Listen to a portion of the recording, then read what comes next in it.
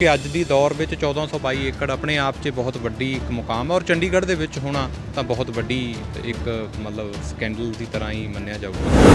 ਖਸਰਾ ਗਰਦਾਵਰੀ ਨੂੰ ਤੋੜ ਕੇ ਇੱਕ ਦੋ ਸਪੈਸੀਫਿਕ ਪ੍ਰਾਈਮ ਲੈਂਡ ਦਾ ਗਰਦਾਵਰੀਆਂ ਕਿਸੇ ਹੋਰ ਦੇ ਨਾਂ ਕੀਤੀਆਂ।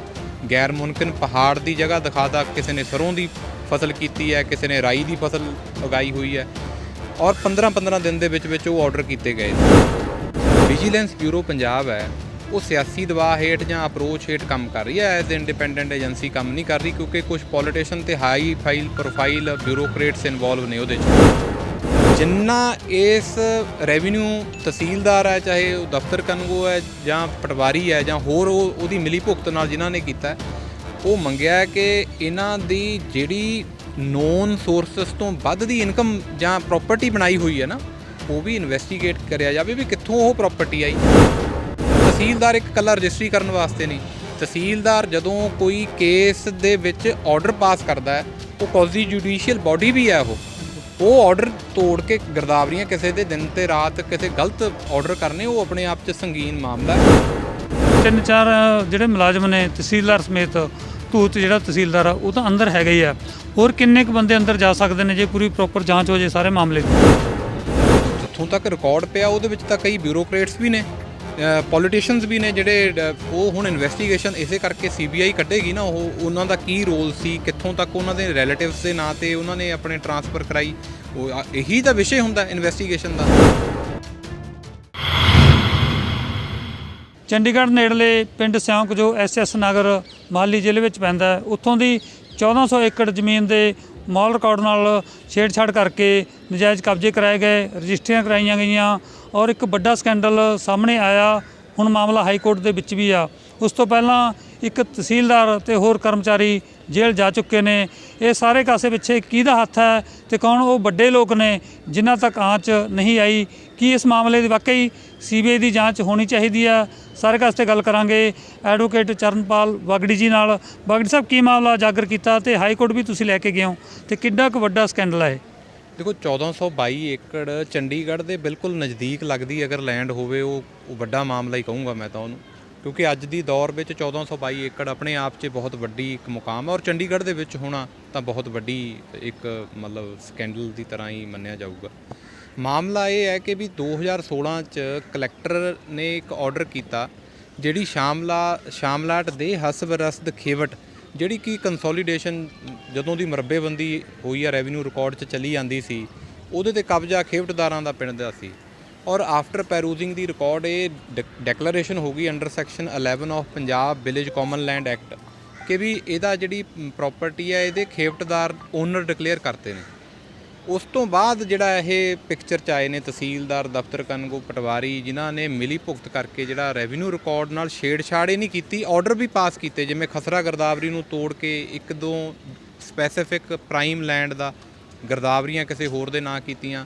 ਗੈਰ ਮੁਮਕਿਨ ਪਹਾੜ ਦੀ ਜਗ੍ਹਾ ਦਿਖਾਤਾ, ਕਿਸੇ ਨੇ ਸਰੋਂ ਦੀ ਫਸਲ ਕੀਤੀ ਹੈ, ਕਿਸੇ ਨੇ ਰਾਈ ਦੀ ਫਸਲ ਉਗਾਈ ਹੋਈ ਹੈ ਔਰ 15-15 ਦਿਨ ਦੇ ਵਿੱਚ ਉਹ ਆਰਡਰ ਕੀਤੇ ਗਏ।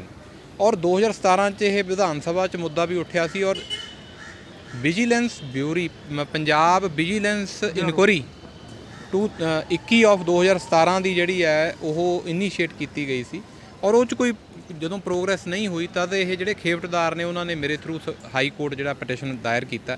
ਹੁਣ ਜਿੱਥੋਂ ਤੱਕ ਪਤਾ ਚੱਲ ਰਿਹਾ ਵੀ ਇਹ FIR ਵੀ ਇੱਕ ਕਰ ਚੁੱਕੇ ਨੇ, ਪਰ ਉਹਦੇ ਜਿਹੜੇ ਪਟੀਸ਼ਨ ਫਾਈਲ ਕੀਤਾ ਖੇਵਟਦਾਰਾਂ ਨੇ, ਉਹਨਾਂ ਦੀ ਕਲੀਅਰ ਮਤਲਬ ਇਹ ਡਿਮਾਂਡ ਹੈ ਕਿ ਜਿਹੜੀ ਵਿਜੀਲੈਂਸ ਬਿਊਰੋ ਪੰਜਾਬ ਹੈ ਉਹ ਸਿਆਸੀ ਦਬਾਅ ਹੇਠ ਜਾਂ ਅਪਰੋਚ ਹੇਠ ਕੰਮ ਕਰ ਰਹੀ ਹੈ। ਐਜ਼ ਇੰਡੀਪੈਂਡੈਂਟ ਏਜੰਸੀ ਕੰਮ ਨਹੀਂ ਕਰ ਰਹੀ ਕਿਉਂਕਿ ਕੁਝ ਪੋਲੀਟੀਸ਼ੀਅਨ ਤੇ high file profile bureaucrats involve ਨੇ ਉਹਦੇ 'ਚ। ਔਰ ਕੋਰਟ ਨੇ ਇਹ ਗੱਲ ਜਿਹੜੀ ਹੈ ਕੰਸੀਡਰ ਕਰਦੇ ਹੋਏ ਨੋਟਿਸ ਕੀਤਾ ਸੀ। ਹੁਣ ਇਸ ਵਾਰ ਜਿਹੜਾ ਆਰਡਰ ਕੀਤਾ ਹੈ ਉਹ ਇਹ ਹੈ ਵੀ ਜਿੰਨੀ ਵੀ ਇਹ ਜ਼ਮੀਨ ਹੈ ਜਿਹੜੀ ਰਿਟ ਦੇ ਵਿੱਚ ਹਾਈਲਾਈਟ ਕੀਤੀ ਹੈ 1422 ਏਕੜ, ਇਹਦੀ ਕੋਈ ਸੇਲ ਪਰਚੇਜ਼ ਨਹੀਂ ਹੋਊਗੀ, ਸਟੇ ਕਰਤੀ ਹੈ ਕੋਰਟ ਨੇ। ਔਰ ਨੈਕਸਟ ਡੇਟ ਤੱਕ ਫਾਈਨੈਂਸ਼ੀਅਲ ਕਮਿਸ਼ਨਰ ਪੰਜਾਬ ਤੇ ਡਾਇਰੈਕਟਰ ਤੇ ਆਪਣਾ ਪੰਜਾਬ ਵਿਜੀਲੈਂਸ ਬਿਊਰੋ ADGP ਉਹਨਾਂ ਨੂੰ ਪਰਸਨਲ ਹਲਫਨਾਮਾ ਦਾਇਰ ਕਰਨ ਲਈ ਕਿਹਾ। ਅਗਰ ਉਹ ਨਹੀਂ ਕਰਦੇ ਤਾਂ ਉਹਨਾਂ ਨੂੰ ਪਰਸਨਲੀ ਵੀ ਕਿਹਾ ਵੀ ਤੁਸੀਂ ਅਪੀਅਰ ਹੋਵੋ, ਇਹ ਸੀਰੀਅਸਨੈਸ ਨੂੰ ਦੇਖਦੇ ਹੋਏ। ਵਕੀਲ ਸਾਹਿਬ, ਇਹ ਕਦੋਂ ਦਾ ਮੈਟਰ ਹੈ ਤੇ ਕਿਹੜੀ ਸਰਕਾਰ ਦੌਰਾਨ ਇਹ ਹੇਰ-ਫੇਰ ਹੋਇਆ ਤੇ ਵੱਡੇ ਰਾਜਸੀ ਲੋਕਾਂ ਦਾ ਵੀ ਹੱਥ ਹੈ ਇਸ ਸਾਰੇ ਸਕੈਂਡਲ 'ਚ? ਦੇਖੋ, ਜਿਹੜਾ ਤੇ ਹਾਈਲਾਈਟ ਜਿੱਦਾਂ ਕਰਵਾਇਆ ਗਿਆ, ਜਿੱਦਾਂ ਦੱਸਿਆ ਗਿਆ, ਜਿੱਦਾਂ ਦਾ ਰਿਕਾਰਡ ਮੇਰੇ ਕੋਲੇ ਲਿਆ ਕੇ ਰਿਟ ਦੇ ਉੱਤੇ ਪ੍ਰੋਡਿਊਸ ਕੀਤਾ ਗਿਆ, ਉਹਦੇ ਵਿੱਚ ਸਰੇਆਮ ਇਹ ਝਲਕਦਾ ਵੀ ਹਾਂ ਸਿਆਸੀ ਲੋਕਾਂ ਦਾ ਹੱਥ ਹੈ। 2017-16 ਦੀ ਮਤਲਬ ਆਰਡਰ ਸੀ। ਔਰ ਇੱਕ ਹੋਰ ਤੁਹਾਨੂੰ ਮੈਂ ਦੱਸਦਾ, ਜਿਹੜਾ ਇਹ ਆਰਡਰ ਸੀਗਾ ਕਲੈਕਟਰ ਦਾ, ਉਹ 2016 ਦਾ ਸੀ। ਉਸ ਤੋਂ ਬਾਅਦ ਗ੍ਰਾਮ ਪੰਚਾਇਤ ਨੇ ਅਪੀਲ ਦਾਇਰ ਕੀਤੀ। ਅਪੀਲ ਦੇ ਵਿੱਚ ਸਟੇਟਸ ਕੋ ਹੋ ਗਿਆ। ਉਸ ਤੋਂ ਅੱਗੇ ਵੀ ਕੰਮ ਨਹੀਂ ਰੁਕਿਆ। ਉਸ ਤੋਂ ਬਾਅਦ ਗਿਰਦਾਵਰੀਆਂ ਟੁੱਟਦੀਆਂ ਰਹੀਆਂ। ਜਿੰਨੀ ਬੰਦਾ ਮਾਲਕ ਬਣਦਾ ਪਿਆ ਸੀ, ਜਿੰਨੀ ਪ੍ਰਾਪਰਟੀ ਦਾ ਹਿੱਸਾ ਬਣਦਾ ਸੀ, ਉਹ ਤੋਂ ਜ਼ਿਆਦਾ ਜਾਂ ਜਿੰਨਾ ਬਣਦਾ ਸੀ ਉਹ ਤੋਂ ਘੱਟ, ਕਿਉਂਕਿ ਕਿਸੇ ਨੇ ਘੱਟ ਕਿਸੇ ਨੂੰ ਵੱਧ। ਔਰ ਇਸ ਤਰ੍ਹਾਂ 1015 ਕਨਾਲ ਜਿਹੜੀ ਪ੍ਰਾਪਰਟੀ ਆ ਉਹ ਘੱਟ ਮੌਕੇ ਤੇ ਮਿਲ ਰਹੀ ਆ, ਜੋ ਉਹਨਾਂ ਨੇ ਰਿਕਾਰਡ ਅਪਡੇਟ ਕਰਤਾ। ਉੱਦਾਂ ਚੱਲਦਾ ਰਿਹਾ ਕਿਉਂਕਿ ਇਲੀਗਲ ਕੰਮ ਹੁੰਦਾ ਰਿਹਾ। ਉਹ ਵੀ ਵੱਡਾ ਚਿੰਤਾ ਦਾ ਵਿਸ਼ਾ। ਪਿੰਡ ਦੇ ਕਾਸ਼ਤਕਾਰ ਹੋਣਗੇ, ਉਹ ਲੰਮੇ ਸਮੇਂ ਤੋਂ ਵਾਹੀ ਕਰਦੇ ਹੋਣਗੇ, ਉਹਨਾਂ ਦਾ ਚਲੋ ਹੱਕ ਆ, ਸਰਕਾਰ ਉਹਨਾਂ ਦੇ ਪੱਖ 'ਚ ਫੈਸਲਾ ਦੇ ਸਕਦੀ ਆ। ਇਹ ਜ਼ਮੀਨ ਬਾਹਰਲੇ ਲੋਕਾਂ ਦੇ ਨਾਂ 'ਤੇ ਵੀ ਲੈ ਗਈ ਆ ਰਿਕਾਰਡ ਨਾਲ ਹੇਰ-ਫੇਰ ਕਰਕੇ। ਮੈਕਸਿਮਮ ਜਿਹੜੀ ਜ਼ਮੀਨ ਆ ਉਹ ਬਾਹਰ ਦੇ ਲੋਕਾਂ ਨੂੰ ਦੇ ਦਿੱਤੀ ਗਈ ਆ। ਉਹ ਰਜਿਸਟਰੀਆਂ ਕਰਾਤੀਆਂ, ਇੱਕ ਕੋਲ ਜ਼ਿਆਦਾ ਦੇ ਕੇ ਹਿੱਸੇ ਨਾਲੋਂ ਜ਼ਿਆਦਾ ਪ੍ਰੋਵਾਈਡ ਕਰਕੇ। ਇਸੇ ਕਰਕੇ ਤਾਂ ਮਤਲਬ ਹਾਈ ਕੋਰਟ ਨੇ ਅੱਜ ਇਹ ਮਤਲਬ ਇਸ ਨੂੰ ਸੀਰੀਅਸ ਕੰਸੀਡਰ ਕਰਦੇ ਹੋਏ, ਕਿਉਂਕਿ ਇਹ 'ਚ ਮੰਗਿਆ ਕਲੀਅਰ ਕੱਟ ਮੰਗਿਆ ਗਿਆ ਵੀ CBI ਇਨਕੁਆਇਰੀ ਹੋਣੀ ਚਾਹੀਦੀ ਹੈ। Because being ਇੰਪਾਰਸ਼ੀਅਲ investigation agency, the central bureau of investigation ਨੂੰ ਇਹ ਕੇਸ ਇੰਟਰਸਟ ਕੀਤਾ ਜਾਵੇ, ਤਾਂ ਜੋ ਜਿਹੜੀ ਦੁੱਧ ਦਾ ਦੁੱਧ ਔਰ ਪਾਣੀ ਦਾ ਪਾਣੀ ਹੋ ਸਕੇ। ਔਰ ਇਸ ਤੋਂ ਅੱਗੇ ਜਿੰਨਾ ਇਸ ਰੈਵਨਿਊ ਤਹਿਸੀਲਦਾਰ ਹੈ, ਚਾਹੇ ਉਹ ਦਫ਼ਤਰ ਕਨਗੋ ਹੈ ਜਾਂ ਪਟਵਾਰੀ ਹੈ ਜਾਂ ਹੋਰ ਉਹਦੀ ਮਿਲੀ ਭੁਗਤ ਨਾਲ ਜਿਨ੍ਹਾਂ ਨੇ ਕੀਤਾ, ਉਹ ਮੰਗਿਆ ਕਿ ਇਹਨਾਂ ਦੀ ਜਿਹੜੀ ਨੋਨ ਸੋਰਸਸ ਤੋਂ ਵੱਧ ਦੀ ਇਨਕਮ ਜਾਂ ਪ੍ਰਾਪਰਟੀ ਬਣਾਈ ਹੋਈ ਹੈ ਨਾ, ਉਹ ਵੀ ਇਨਵੈਸਟੀਗੇਟ ਕਰਿਆ ਜਾਵੇ ਵੀ ਕਿੱਥੋਂ ਉਹ ਪ੍ਰਾਪਰਟੀ ਆਈ। ਸੈਲਰੀ ਤਾਂ ਅਟੈਚ ਹੋਵੇ ਹੀ, ਕਿਉਂਕਿ ਟਰਮੀਨੇਸ਼ਨ ਵਾਸਤੇ ਵੀ ਮੰਗਿਆ ਗਿਆ ਹੈ, ਕਿਉਂਕਿ ਐਡਾ ਬੜਾ ਜਿਹੜਾ ਖਿਲਵਾੜ ਕੀਤਾ ਇੱਕ ਪੋਜੀਸ਼ਨ ਦਾ। ਕਿਉਂਕਿ ਤਹਿਸੀਲਦਾਰ ਇੱਕ ਇਕੱਲਾ ਰਜਿਸਟਰੀ ਕਰਨ ਵਾਸਤੇ ਨਹੀਂ, ਤਹਿਸੀਲਦਾਰ ਜਦੋਂ ਕੋਈ ਕੇਸ ਦੇ ਵਿੱਚ ਆਰਡਰ ਪਾਸ ਕਰਦਾ ਹੈ, ਉਹ ਕੌਜ਼ੀ ਜੁਡੀਸ਼ੀਅਲ ਬਾਡੀ ਵੀ ਹੈ। ਉਹ ਆਰਡਰ ਤੋੜ ਕੇ ਗਿਰਦਾਵਰੀਆਂ ਕਿਸੇ ਦੇ ਦਿਨ ਤੇ ਰਾਤ ਕਿਸੇ ਗਲਤ ਆਰਡਰ ਕਰਨੇ, ਉਹ ਆਪਣੇ ਆਪ 'ਚ ਸੰਗੀਨ ਮਾਮਲਾ ਹੈ। ਔਰ ਇਹ ਵੀ ਮੰਗਿਆ ਵੀ ਇਹਦੀ ਜਿਹੜੀ ਰਿਟਾਇਰਲ ਬੈਨੀਫਿਟਸ ਨੇ ਜਾਂ ਜਿਹੜੇ ਹੋਰ ਸਰਵਿਸ ਬੈਨੀਫਿਟਸ ਨੇ, ਪ੍ਰਮੋਸ਼ਨ ਤਾਂ ਚਲੋ ਦੂਰ ਦੀ ਰਹਿ ਗਈ, ਟਰਮੀਨੇਸ਼ਨ ਮੰਗੀ ਹੈ ਵੀ ਉਹ ਵੀ ਵਿਦ ਹੈਲਡ ਕੀਤੇ ਜਾਣ। ਜਿਹੜੇ ਮੂਵੇਬਲ ਇਮੂਵੇਬਲ ਐਸੈਟਸ ਨੇ ਜਾਂ ਜਿਹੜਾ ਇਹਦਾ ਅਕਾਊਂਟ ਦੇ ਵਿੱਚ ਪੈਸਾ ਪਿਆ ਹੋਇਆ, ਉਹ ਵੀ ਵਿਦ ਹੈਲਡ ਕਰਕੇ ਕੋਰਟ ਜਿਹੜੀ ਆ ਇਹਦੇ ਵਿੱਚ 3-4 ਜਿਹੜੇ ਮੁਲਾਜ਼ਮ ਨੇ ਤਹਿਸੀਲਦਾਰ ਸਮੇਤ, ਧੂਤ ਜਿਹੜਾ ਤਹਿਸੀਲਦਾਰ ਆ ਉਹ ਤਾਂ ਅੰਦਰ ਹੈਗਾ ਹੀ ਆ। ਹੋਰ ਕਿੰਨੇ ਕੁ ਬੰਦੇ ਅੰਦਰ ਜਾ ਸਕਦੇ ਨੇ ਜੇ ਪੂਰੀ ਪ੍ਰੋਪਰ ਜਾਂਚ ਹੋ ਜੇ ਸਾਰੇ ਮਾਮਲੇ ਦੀ? ਦੇਖੋ, ਜਿੱਥੋਂ ਤੱਕ ਰਿਕਾਰਡ ਪਿਆ ਉਹਦੇ ਵਿੱਚ ਤਾਂ ਕਈ ਬਿਊਰੋਕਰੇਟਸ ਵੀ ਨੇ, ਪੋਲੀਟੀਸ਼ੀਅਨਸ ਵੀ ਨੇ, ਜਿਹੜੇ ਉਹ ਹੁਣ ਇਨਵੈਸਟੀਗੇਸ਼ਨ ਇਸੇ ਕਰਕੇ CBI ਕੱਢੇਗੀ ਨਾ, ਉਹ ਉਹਨਾਂ ਦਾ ਕੀ ਰੋਲ ਸੀ, ਕਿੱਥੋਂ ਤੱਕ ਉਹਨਾਂ ਦੇ ਰਿਲੇਟਿਵਸ ਦੇ ਨਾਂ 'ਤੇ ਉਹਨਾਂ ਨੇ ਆਪਣੇ ਟਰਾਂਸਫਰ ਕਰਾਈ, ਉਹ ਇਹੀ ਤਾਂ ਵਿਸ਼ੇ ਹੁੰਦਾ ਇਨਵੈਸਟੀਗੇਸ਼ਨ ਦਾ। ਨਹੀਂ ਅਦਰਵਾਈਜ਼ ਇੱਕ ਵਿਜੀਲੈਂਸ ਬਿਊਰੋ ਨੂੰ, ਪੰਜਾਬ ਵਿਜੀਲੈਂਸ ਬਿਊਰੋ ਨੂੰ 2017 ਦੀ ਇਨਕੁਆਇਰੀ ਸੌਂਪੀ ਹੋਈ, ਹੁਣ ਤੱਕ ਕੋਈ ਉਹਦਾ ਐਕਸ਼ਨ ਨਹੀਂ ਸੀ ਹੋਇਆ। ਆਪਣੇ ਆਪ 'ਚ ਇਹ ਕੁਐਸਚਨੇਬਲ ਹੈ। ਇਹਦਾ ਤੁਸੀਂ ਕਿਹਦੇ ਵੱਲੋਂ ਪੈਰਵਾਈ ਕੀਤੀ ਹਾਈ ਕੋਰਟ 'ਚ? ਕੇਸ ਕਦੋਂ ਲੈ ਕੇ ਗਏ? ਇਹ ਹਰਜੀਤ ਸਿੰਘ ਨੇ, ਜਿਹੜਾ ਖੇਵਟਦਾਰ ਆਫ ਵਿਲੇਜ ਸੂੰਕ, ਇਹ 2000 ਆਪਣੇ ਦੈਟ ਇਜ਼ ਇਨ 2020 ਇਟਸੈਲਫ। ਇਹ ਫਸਟ ਹੀਅਰਿੰਗ ਦਸੰਬਰ 'ਚ ਹੋਈ ਸੀ। ਪ੍ਰੋਸੈਸ ਜਿਹੜੀ ਹੈ ਸੈਪਟੈਂਬਰ ਅਕਤੂਬਰ 'ਚ ਸਟਾਰਟ ਕਰਤੀ ਸੀ, ਜਿਹ 'ਚ ਲੀਗਲ ਨੋਟਿਸ ਭੇਜਣੇ, RTI 'ਚ ਇਨਫੋਰਮੇਸ਼ਨ ਮੰਗਣ ਦਾ ਜਿਹੜਾ ਸਿਲਸਿਲਾ ਸੀ ਉਹ ਸਟਾਰਟ ਕੀਤਾ ਸੀ। ਹੁਣ ਅਗਲੀ ਸੁਣਵਾਈ ਕਦੋਂ ਹੈ ਇਸ ਮਾਮਲੇ ਦੀ ਹਾਈ ਕੋਰਟ ਦੇ ਵਿੱਚ? The matter stood adjourn for 11th of February, ਇੱਕ ਮਹੀਨੇ ਦੀ ਉਹ ਡੇਟ ਪਾਈ ਹੈ। ਔਰ ਉਹ 'ਚ ਕਿਹਾ ਗਿਆ ਵੀ ਜਿਹੜਾ ਵੀ ਰਿਪਲਾਈ ਦੇਣਾ, ਸਟੇਟ ਆਫ ਪੰਜਾਬ ਨੂੰ ਵੀ ਦੁਬਾਰਾ ਇਹ ਕਿਹਾ, ਤਦ ਹੀ ਪਹਿਲਾਂ honourable court consider the matter as the serious one and also ask why they have not filed the reply till date. So let's hope that in future what would be the result, I will inform accordingly.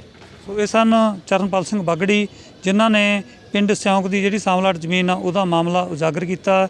ਅਗਰ ਇਸ ਮਾਮਲੇ ਦੀ CBI ਜਾਂਚ ਕਰਦੀ ਆ ਤਾਂ ਵੱਡੇ ਅਫਸਰ, ਵੱਡੇ ਸਿਆਸੀ ਲੀਡਰ ਅੰਦਰ ਜਾ ਸਕਦੇ ਨੇ, ਕਿਉਂਕਿ ਅਰਬਾਂ ਰੁਪਏ ਦੀ ਜ਼ਮੀਨ ਤੇ ਇਸ ਤਰ੍ਹਾਂ ਦਾ ਕਬਜ਼ਾ ਕਰਨ ਦੀ ਕੋਸ਼ਿਸ਼ ਕੀਤੀ ਗਈ।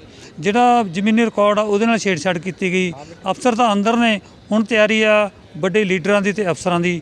ਦੇਖਦੇ ਹਾਂ ਇਸ ਮਾਮਲੇ ਦੀ ਗੰਭੀਰਤਾ ਨੂੰ ਦੇਖਦੇ ਹੋਏ ਕਿ ਪੰਜਾਬ ਸਰਕਾਰ CBI ਤੋਂ ਜਾਂਚ ਕਰਾਏਗੀ ਜਾਂ ਫਿਰ ਪਹਿਲਾਂ ਦੀ ਤਰ੍ਹਾਂ, ਜਿਸ ਤਰ੍ਹਾਂ ਚੰਡੀਗੜ੍ਹ ਦੇ ਨੇੜਲੇ ਹੋਰਨਾਂ ਪਿੰਡਾਂ ਦੀ ਜ਼ਮੀਨ ਤੇ ਸਿਆਸੀ ਲੋਕਾਂ ਦਾ ਕਬਜ਼ਾ ਹੈ, ਉਸ ਤਰ੍ਹਾਂ ਚੁੱਪ ਧਾਰਨ ਕੀਤੀ ਜਾਏਗੀ।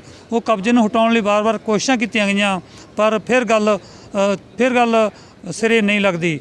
ਹੁਣ ਦੇਖਦੇ ਹਾਂ, ਜੇ ਹੁਣ ਹਾਈ ਕੋਰਟ ਨੇ ਫਿਰ ਇਸ ਮਾਮਲੇ ਦਾ ਨੋਟਿਸ ਲਿਆ ਕਿ ਵਾਕਈ ਸਿਉਂਕ ਪਿੰਡ ਦੀ ਜਿਹੜੀ ਚਾਂਵਲਾਟ ਜ਼ਮੀਨ ਆ ਉਹ ਕਾਸ਼ਤਕਾਰਾਂ ਨੂੰ ਮਿਲੇਗੀ ਜਾਂ ਫਿਰ ਲੈਂਡ ਮਾਫੀਆ ਦਾ ਕਬਜ਼ਾ ਲਗਾਤਾਰ ਬਣਿਆ ਰਹੇਗਾ। ਕੈਮਰਾਮੈਨ ਕੁਲਜਿੰਦਰ ਸੂਦ ਦੇ ਨਾਲ ਦਰਸ਼ਨ ਸਿੰਘ ਕੋਕਰ, ਚੰਡੀਗੜ੍ਹ। ਤੁਸੀਂ ਹੈਰਾਨ ਤੇ ਜ਼ਰੂਰ ਹੋ ਰਹੇ ਹੋ ਕਿ ਇੱਕ ਬੰਦਾ ਪੈਂਟ ਕਮੀਜ਼ ਪਾ ਕੇ ਟਰੈਕਟਰ ਚਲਾ ਰਿਹਾ ਹੈ, ਖੇਤੀ ਕਰ ਰਿਹਾ ਹੈ। ਜੀ ਹਾਂ, ਦੁਨੀਆ ਬੜੀ ਤੇਜ਼ ਰਫ਼ਤਾਰ ਨਾਲ ਬਦਲ ਰਹੀ ਹੈ, ਤਾਂ ਫਿਰ ਸਾਡੀ ਖੇਤੀ ਕਿਉਂ ਨਾ ਬਦਲੇ। ਖੇਤੀ ਨੂੰ ਲਾਹੇਵੰਦ ਬਣਾਉਣ ਲਈ ਬਹੁਤ ਜ਼ਰੂਰੀ ਹੈ ਆਧੁਨਿਕ ਜਾਣਕਾਰੀ ਅਤੇ ਤਕਨੀਕ ਨਾਲ ਜੁੜਨਾ। ਕੇਂਦਰ ਵੱਲੋਂ ਕਾਨੂੰਨ ਆਇਆ ਹੈ, ਇਹਦਾ ਬਹੁਤ ਵੱਡੇ ਪੱਧਰ ਤੇ ਵਿਰੋਧ ਹੋਇਆ। ਇੰਨੀ ਕੁ ਮਿੱਠੀ ਜ਼ਹਿਰ ਦਿੱਤੀ ਹੈ, ਅੱਜ ਆਪਾਂ ਨੂੰ ਇੱਕ ਦਿਖਾ ਰਹੇ ਨੇ।